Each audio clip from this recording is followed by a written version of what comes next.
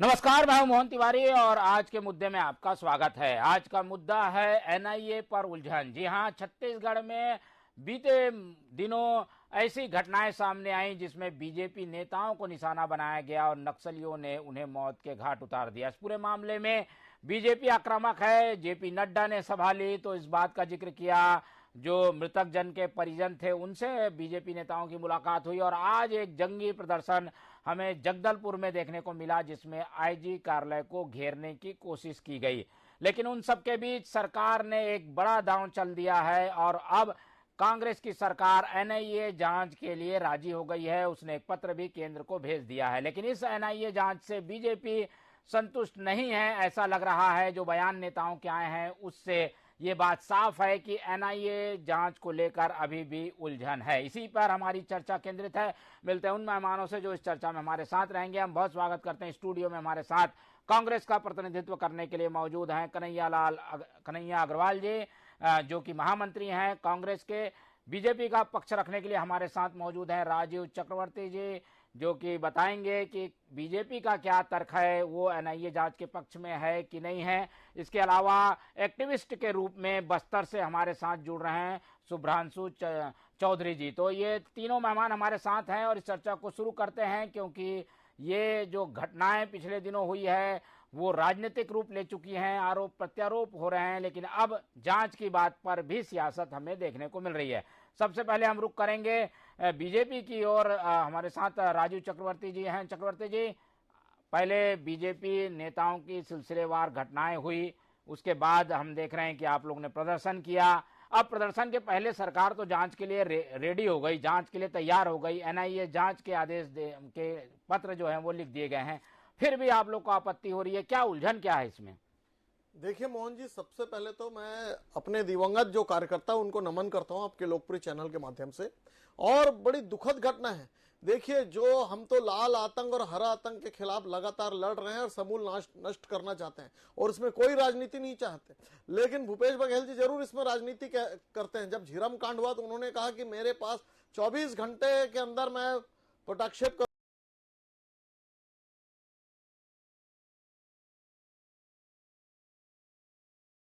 करूंगा। मेरे पास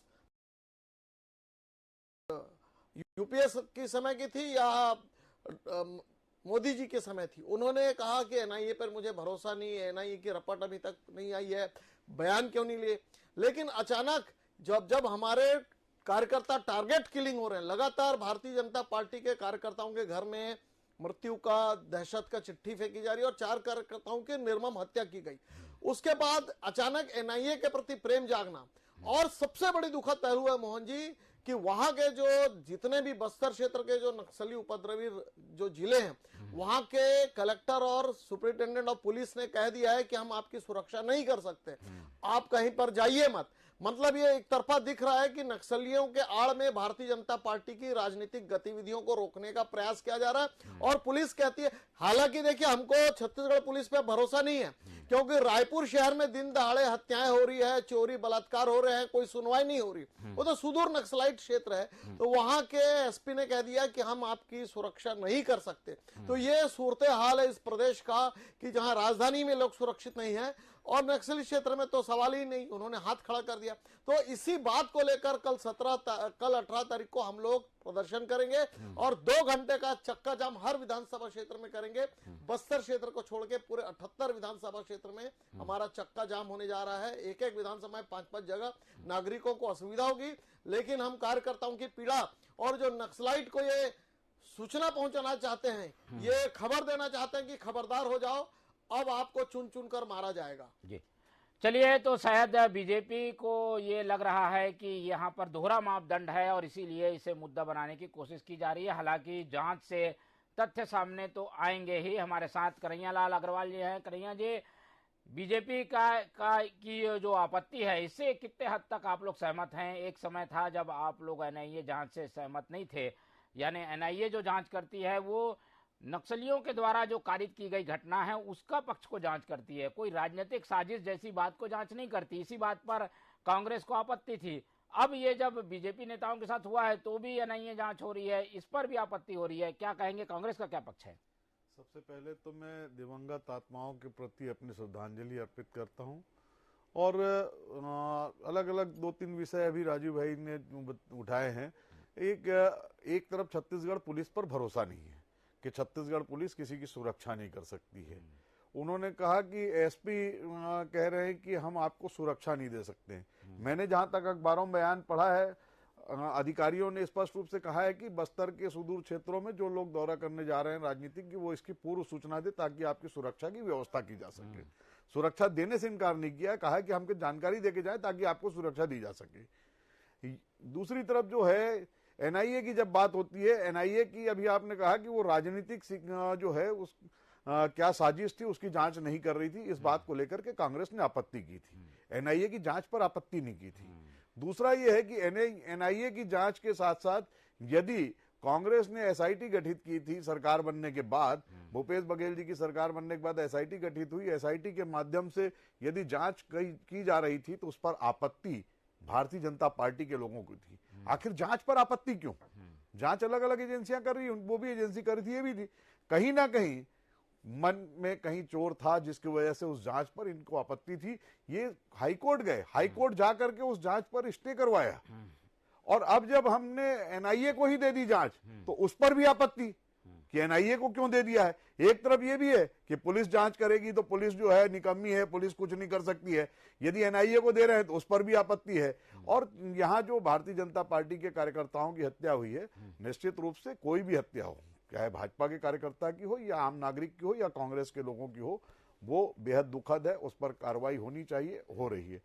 पर ये लोग भूल जाते हैं कि पूरी की पूरा का पूरा हमारा नेतृत्व भारतीय जनता पार्टी की सरकार के दौरान साजिश का शिकार हुआ। पूरा नेतृत्व झीरम घाटी में उनकी लोग सबकी हत्याएं जो निर्ममता के साथ की गई थी, उस समय तमाम जो है जो पूरा प्रदेश जो है उद्वेलित था।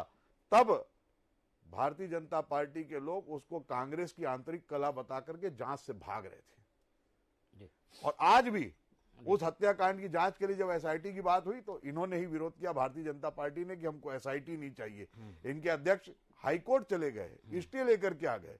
आखिर जांच से डर कौन रहा है? जांच से डर रहे हैं तो केवल और केवल भारतीय जनता पार्टी के लोग डर रहे हैं। आज भी अगर उनकी मांग के अनुसार ही, उनकी इच्छा के अनुरूप ही एसआईटी या पुलिस पे भरोसा नहीं होने की वजह से यदि एनआईए को सौंप रहे हैं तो उसमें भी उनको प्रॉब्लम हो रही है। तो कहीं ना कहीं ये डर, ये भय भाजपा के अंदर दिख रहा है। भारतीय जनता पार्टी के 15 साल के शासनकाल में जिस तरह से नक्सलवाद को बढ़ावा मिला था, और ये जो अभी का दौर गुजरा, इसको आप देख सकते हैं कि बस्तर के आंतरिक क्षेत्रों में विद्यालय खुल गए हैं, अस्पताल खुल गए हैं, वहां सामान्य रूप से आवाजाही प्रारंभ हो रही है। तो वो स्पष्ट दर्शाता है कि कांग्रेस की सरकार में नक्सलवाद का धीरे धीरे समापन हो रहा है। हमारे साथ एक्टिविस्ट शुभ्रांशु जी भी जुड़ रहे हैं। शुभ्रांशु जी, आप वहां की परिस्थितियों को भली भांति जानते हैं। ऐसी घटनाएं जब होती हैं और उम्मीद की जाती है कि जांच में सारी चीजें सामने आएंगी, इस बार बीजेपी को यह शक है कि ये राजनीतिक हो सकती है हत्याएं, शायद इसीलिए स्पष्ट जांच चाहती है बीजेपी। अब एनआईए को ये मामला मूव कर दिया जाएगा तो क्या सच्चाई सामने आ पाएगी? अब इसमें सच्चाई क्या पता करना है? क्या क्या बीजेपी से ये सवाल पूछा जा सकता है कि जब सामान्य लोगों की हत्या होती है तो उसके लिए कोई जांच की जरूरत नहीं है, वो कोई समस्या नहीं है। जब कांग्रेस और बीजेपी के लोग मारे जाएंगे तभी वो समस्या है और तभी उसकी जांच होनी चाहिए। जांच जरूर होनी चाहिए, पर प्रश्न बड़ा है। यहाँ पर प्रश्न ये है कि ये एक राष्ट्रीय समस्या है और इस समस्या का इस तरह से चुनावी हथकंडे की तरह उपयोग अगर न किया जाए, और इस समस्या के समाधान के लिए, ये कोई कांग्रेस और बीजेपी का मुद्दा नहीं है। कांग्रेस के लोग भी मारे गए हैं, बीजेपी के लोग मारे गए हैं, ये दुखद है। हमारी जो पुलिस है, हमारी जो सुरक्षा बल है, उन्होंने नक्सलियों को बैकफुट पे किया है, ये सभी की समझ है। हत्याएं कम हुई हैं लेकिन खत्म नहीं हुई है। तो अभी कांग्रेस, बीजेपी, सभी पार्टियों को, और सिर्फ पॉलिटिकल पार्टीज नहीं, सभी को मिलकर ये प्रयास करना चाहिए कि बस्तर में जो समस्या है वो समस्या नेपाल में भी थी, वो समस्या कोलंबिया में भी थी, वो समस्या दुनिया के और देशों में भी थी, पर नेपाल में हल हुआ, कोलंबिया में हल हुआ। सिर्फ बंदूक से इस समस्या का समाधान नहीं हो सकता है। जैसे आप कोई ऑपरेशन करते हैं तो थोड़ा ज्यादा काम चाकू छुरी से ही डॉक्टर करते हैं, लेकिन उसके बाद अगर आपने ठीक से सफाई नहीं की, एनेस्थीसिया ठीक से नहीं किया, तो वो रोग फिर से फैल सकता है, वो घाव फिर से बड़ा हो सकता है। तो आज बस्तर में उसकी जरूरत है कि सेना कहें या सिक्योरिटी फोर्सेस ने अपना काम कर दिया है। नक्सली आज बैकफुट में है। बस्तर की जनता इस समस्या से, इस जो हिंसा जो चल रही है उससे बाहर आना चाहती है। तो सभी को मिलजुल कर ये समस्या कैसे हल हो, इस पर सोचना चाहिए, इस पर काम करना चाहिए। ये कांग्रेस बीजेपी का मुद्दा नहीं है, इस विषय पर लड़ने का ये समय नहीं है।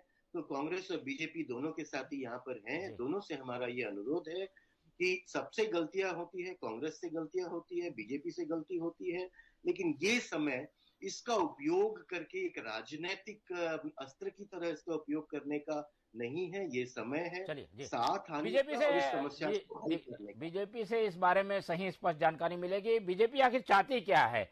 हम देख रहे हैं कि जेपी नड्डा आते हैं, श्रद्धांजलि देते हैं, आरोप लगाते हैं कि सरकार सुरक्षा देने में असफल रही है। आज प्रदर्शन होता है, प्रदर्शन के जरिए आप लोगों की मांग क्या है, क्या चाहते हैं आप लोग? देखिए, हम चाहते हैं कि नक्सलाइट उन्मूलन हो। जैसे शुभ्रांशु जी कह रहे हैं कि गोली का भी असर हो, जैसे केमोथेरेपी होती है कैंसर में, फिर सर्जरी की जाती है, फिर दवाएं दी जाती है। हम भी चाहते हैं, हमारा भी मानना है कि नक्सलियों का जो वापस आना चाहते हैं पुनर्धारा में, उनका पुनर्वास हो, और जो नहीं चाहते हैं, जो लोकतंत्र विश्वास नहीं कहते, उन्हें मार दिया जाए। लेकिन दुर्भाग्य से सरकार केवल इसकी ओर गंभीर नहीं है। और जब हमारे कार्यकर्ता मारे जाते हैं तो झीरम कांड को याद करते हैं, तो भाई कोई भी मारा जा रहा है नागरिक। हमारी मांग है कि एनआईए की जांच हो, साथ में लोकल जांच एजेंसी भी जांच करे और नक्सलियों को उन्मूलन करे। और जो राजनीतिक गतिविधियां शून्य सी हो गई है, और कहीं कहीं दिखता है ये कोई षड्यंत्र नहीं है, क्योंकि बाकी राजनीतिक गतिविधियां संचालित है, लेकिन भारतीय जनता पार्टी को दबाव पूर्वक ऐसा दिया जा रहा है, उनका भयादेहन किया जा रहा है कि आप अगर निकलेंगे तो आपकी हत्या हो जाएगी। तो ये कहीं ना कहीं एक षड्यंत्र की ओर ये दिखता है। तो भारतीय जनता पार्टी की मांग है कि राजनीतिक गतिविधियां पुनः शुरू की जाए और वहां पर रोड ओपनिंग किया जाए, वहां की वातावरण ठीक किया जाए। लेकिन कांग्रेस सरकार इस ओर गंभीर नहीं है। सरकार गंभीर नहीं है और इसीलिए बीजेपी मांग कर रही है, लेकिन एनआईए जांच से उसे इनकार है। हालांकि ये चीजें जो है वो केंद्र और राज्य के बीच का मामला है और जांच स्वीकार होगी तो जांच होगी, लेकिन ये जो मुद्दा है उसे राजनीतिक बनाने की ज्यादा कोशिश दिखाई दे रही है। कन्हैया अग्रवाल जी इसका ज्यादा अच्छे से जवाब दे पाएंगे। कन्हैया जी बताइए, अब जो बीजेपी है वो शायद इसी आधार पर बस्तर में एक मैसेज देना चाहती है कि नक्सली घटनाएं कम हुई है, लेकिन ये देखिए हमारे यहाँ 4 लोगों की मौत हो गई, ये बताने की कोशिश है क्या बीजेपी की? देखिए, भाजपा राजनीतिक मामले में छत्तीसगढ़ में पूरी तरह से ऐसा कह लीजिए कि छत्तीसगढ़ के पूरे सिनेरियो से बाहर हो गई है। आज की तारीख में भारतीय जनता पार्टी की स्थिति कहीं कांग्रेस छत्तीसगढ़ में दिखाई नहीं पड़ती है। भाजपा विभिन्न तरीके से अपने आप को अस्तित्व में लाने का अवसर तलाश रही है। ये जो जहां हत्याएं हुई है, अपने ही कार्यकर्ताओं के, अपने ही नागरिकों के जो है उन हत्याओं पर अपना जो है उनको मदद करना, उनके दुख में सहभागी बनने के जो है स्थान पर भाजपा के नेता जो है उनकी हत्याओं के बाद अपनी राजनीतिक रोटी सेक करके छत्तीसगढ़ में अपना, खास तौर पे बस्तर में अपना राजनीतिक वजूद तलाश रहे हैं। जो बस्तर में पूरी 12 सीटों पर भाजपा सफाया हो चुकी है, वहां वजूद तलाशने का काम कर रहे हैं। अभी सुधांशु जी जो कह रहे थे कि नक्सली बैकफुट पर आए हैं, ये बैकफुट पर कब आए हैं? ये अभी जब भूपेश जी की सरकार में आए, इसके पहले तो सुरक्षा बलों पर कितने बड़े बड़े हमले हुए हैं। उन हमलों को हम लोगों ने देखा है, किस तरह से जो है नागरिक मारे गए हैं, सुरक्षा बल के लोग मारे गए हैं। कांग्रेस की तो पूरी एक हमारा नेतृत्व का ही सफाया हो गया। ये तमाम हमलों के बाद जो है जब कांग्रेस की सरकार बनी और उस सरकार के बनने के बाद जो कार्रवाइयां बस्तर में राजेश जी क्या बात सही है जी? परिणाम ये निकला है कि बस्तर में नक्सली बैकफुट पे हुए विकास कार्य प्रारंभ हुए, बंद स्कूलें खुल गई, बंद अस्पताल खुल गए हैं। धीरे धीरे इस तरीके के दावे से कितना इत्तेफाक रखते हैं चक्रवर्ती जी आप? देखिए मोहन जी, भारतीय जनता पार्टी का स्पष्ट मानना है बिना राजनीतिक भेदभाव के नक्सली का सफाया होना चाहिए। इसलिए 7 जुलाई 2020 को भी एक बैठक की गई थी, 19 को भी बैठक की गई थी, और एक बैठक में तो भूपेश बघेल जी ने उसका बहिष्कार किया था कि मैं इस बैठक का, और उन्होंने अपने डीजी को भेज दिया था। तो देखिए, भारतीय जनता पार्टी कभी राजनीति नहीं करती नक्सली उन्मूलन पर, लेकिन कांग्रेस जरूर करती है 10 जनपद को खुश करने के लिए।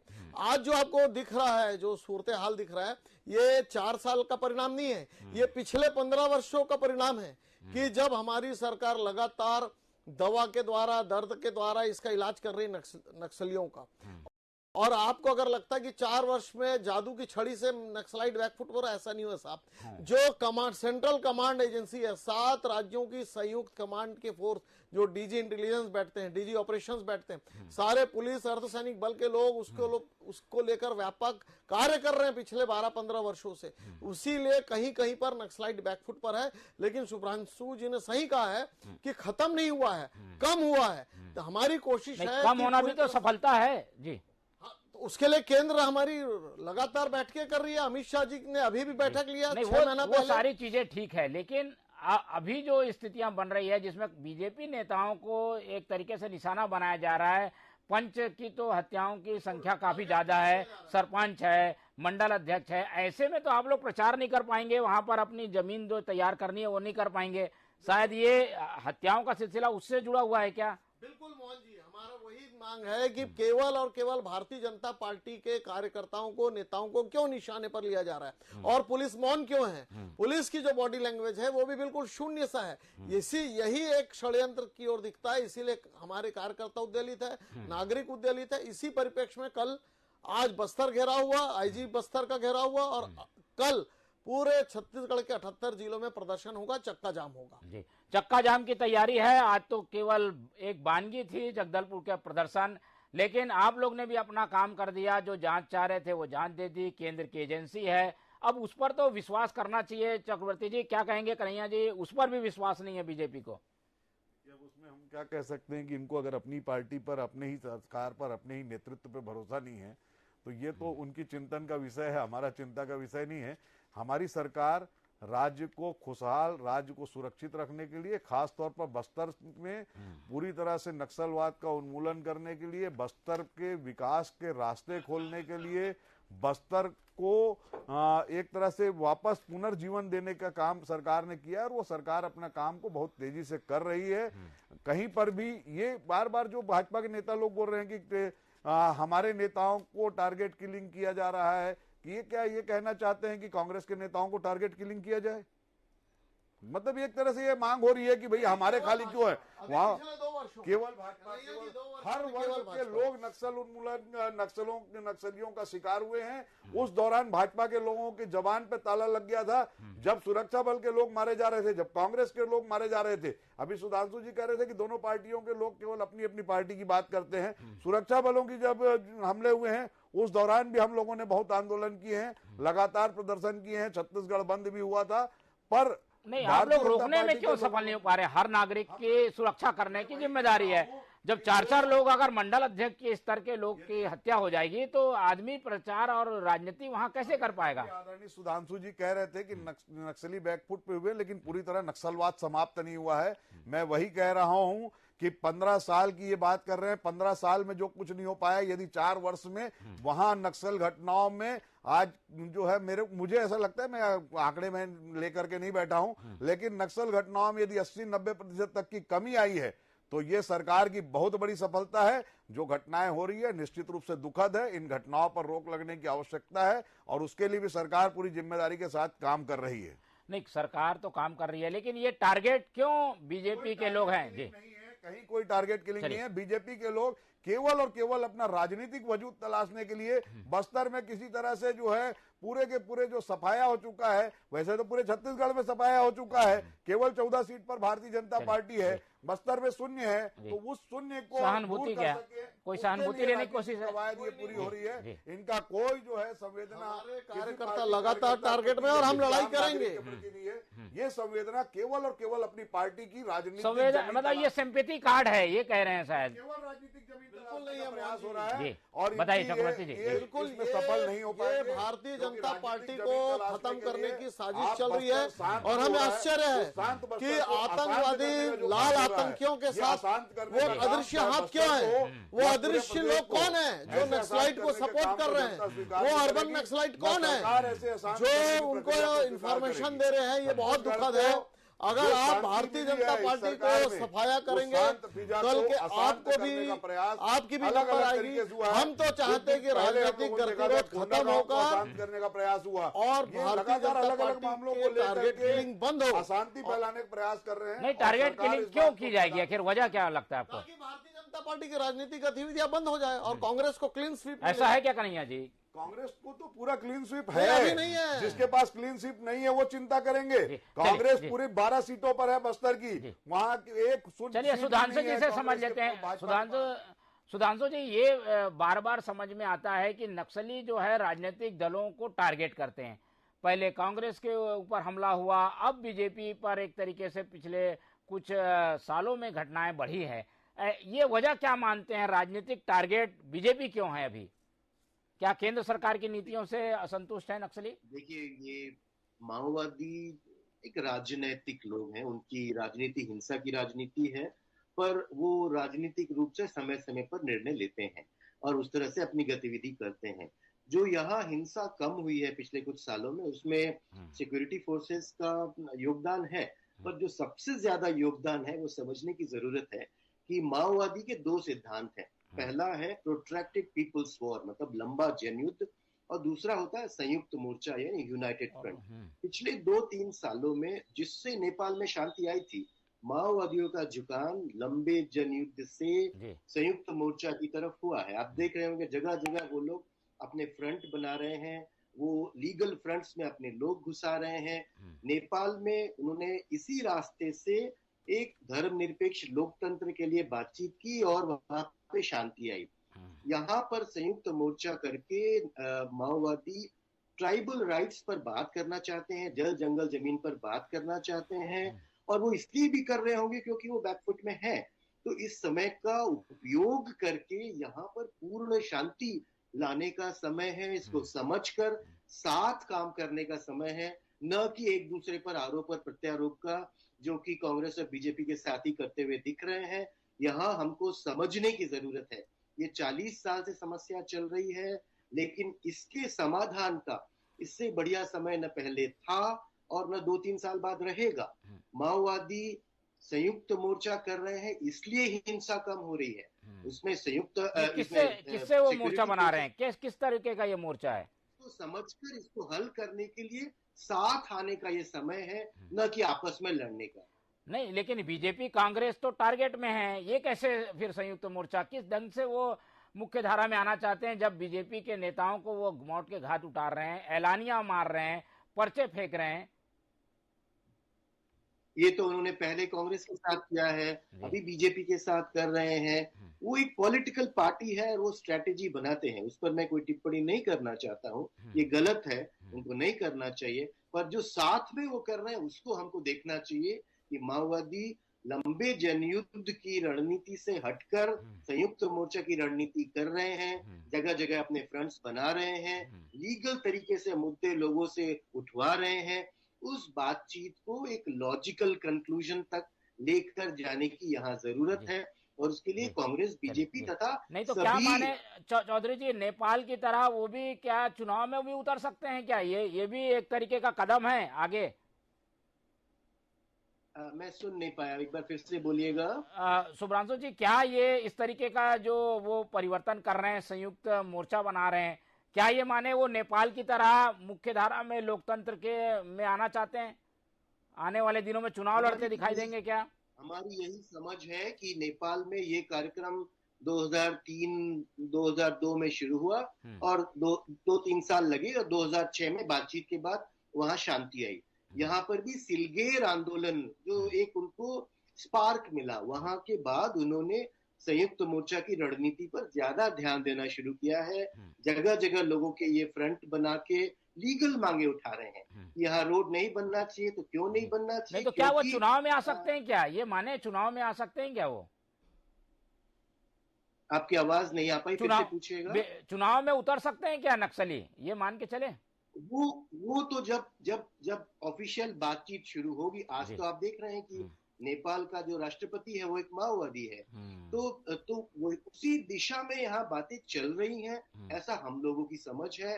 और दोनों प्रमुख राजनीतिक पार्टियों को इसको समझकर इसको लॉजिकल कंक्लूजन में ले जाने की जरूरत है। बिल्कुल। तो राजनीतिक दलों की अब जिम्मेदारी है, जो इशारे मिल रहे हैं, नेपाल का उदाहरण भी हमारे सामने है। कहीं ऐसी परिस्थिति हो गई तो आप लोगों का एक नया कॉम्पिटिटर खड़ा हो जाएगा। पहले चक्रवर्ती जी से ले लेते हैं। चक्रवर्ती जी, हत्याएं हो रही हैं, लेकिन एक मूव भी दिख रहा है, नक्सलियों का परिवर्तन दिख रहा है, कहीं वो लोकतंत्र में भी आने के लिए तैयार है। ऐसे में आप लोग कैसे उसको टैकल करेंगे? कितना बड़ा उसको एनिमी मानते हैं? मोहन जी, शुभ्रांशु जी का बहुत गहन अध्ययन है, और वो जब कह रहे हैं निश्चय उनके पास कोई तथ्य होगा। लेकिन जो बस्तर के जो नक्सली है और जो तथाकथित नक्सली जिनका संपर्क यहाँ पर था नक्सलवाड़ से, तो इनका कुछ ये गिरोह और डकैती करते हैं, ऐसा जो पुराने नक्सली वो कहते हैं कि ये मुख्य धारा से टूट चुके हैं, ये केवल गिरोहबाज और आतंकवादी लोग हैं। और जो नक्सलवाद की जो मूल अवधारणा थी, जो नेपाल के नक्सलवादी थे, तो ऐसा मुझे नहीं लगता। अगर आ जाते हैं जैसे शुभ्रांशु जी कह रहे हैं, जरूर कोई तथ्य होगा उनके पास, लेकिन ये मुख्य धारा में आने वाले नहीं, क्योंकि इनका मूल कदम ही है कि हम प्रजातंत्र का विरोध करते हैं। बैलेट और बुलेट की लड़ाई है, और ये बैलेट पे विश्वास नहीं करते हैं, बुलेट पे विश्वास करते हैं। अगर आ जाए मुख्य धारा में चुनाव में तो हम स्वागत करेंगे। नहीं, लेकिन आप लोगों के यहाँ तो हत्याएं हो रही है, जगह बना रहे हैं वो वहाँ, ताकि आप लोग पीछे हटे, ताकि हम अपने दल बना लें वो। हाँ, ये देखा जा रहा है। नक्सलवादी का अभी मुख्य टारगेट भारतीय जनता पार्टी के राष्ट्रवादी कार्यकर्ता हैं। ये बहुत दुखद और चिंतनीय है। तो इस ओर सरकार को संज्ञान लेना होगा कि कहीं ऐसा न हो कि उनकी बंदूक की नोक दूसरी जगह चला जाए। जी, तो ये खतरे के भी घंटे हैं। कांग्रेस किस ढंग से लेगी? कांग्रेस का तो कॉम्पिटिटर ज्यादा है, क्योंकि बस्तर पूरा कांग्रेस का गढ़ बन गया है। लोकसभा आप जीत गए हैं, पंचायत चुनाव आप जीत गए हैं, विधानसभा जीत गए हैं। ऐसे में ये इनकी एंट्री कैसे देखते हैं? अगर ये मूव उसी ढंग का आगे बढ़ा तो करेंगे? एक तो मैं पहले जवाब दूंगा कि अभी हमारे साथी कह रहे थे कि बंदूक की नोक जो है वो घूम ना जाए। आप हमको डराइए मत। आतंकवाद का समूल नाश करने के लिए, नक्सलवाद का समूल नाश करने के लिए प्रतिबद्ध पार्टी की सरकार है यहाँ। जिस सरकार ने अपने दो प्रधानमंत्री आतंकवाद पर रोक लगाने के लिए शहीद कर दिए, उस सरकार को किसी चीज का डर और भय नहीं है। और यदि नक्सलवादी भारतीय संविधान को मानकर मुख्य धारा में आना चाहते हैं, वो शस्त्र छोड़कर, बुलेट छोड़कर बैलेट को स्वीकारना चाहते हैं, तो भारतीय संविधान के अंतर्गत यदि वो आएंगे तो निश्चित रूप से उनका स्वागत है। आए, मुख्य धारा में शामिल हों और अपने जितने प्रकार के आपराधिक कृत्य है उन सब कृत्यों को छोड़ना होगा, भारतीय संविधान को मानना होगा, तभी मुख्य धारा में वो आ सकेंगे, तभी उनका स्वागत होगा। जी, तो दूरी बनाकर दोनों ही दल चलना चाहते हैं, लेकिन अगर लोकतंत्र की राह में भी चलना है तो पहले बंदूक को छोड़ना होगा, बुलेट को छोड़ना होगा, और बैलेट की राह में आने के लिए उन मुद्दों के साथ साथ जो मुद्दे उठाए जा रहे हैं वहां, उन मुद्दों के साथ साथ राजनीतिक माहौल में भी ढलना होगा। ऐसे में बीजेपी के नेताओं को टारगेट करना भी गलत है, और जो जांच हो रही है उसमें बीजेपी को भी स्वीकार करना चाहिए। ये पूरी चर्चा में निकल कर आया है। फिलहाल हमारी नजर बने रहेगी इस पूरी खबर पर, क्योंकि इस खबर में अभी और कई अपडेट होते रहेंगे। तो एक बार फिर मिलेंगे चर्चा में। हमारे साथ जो मेहमान जुड़े उन सबका बहुत बहुत धन्यवाद। आप लोग देखते रहिए TV24। मुझे दीजिए इजाजत, नमस्कार।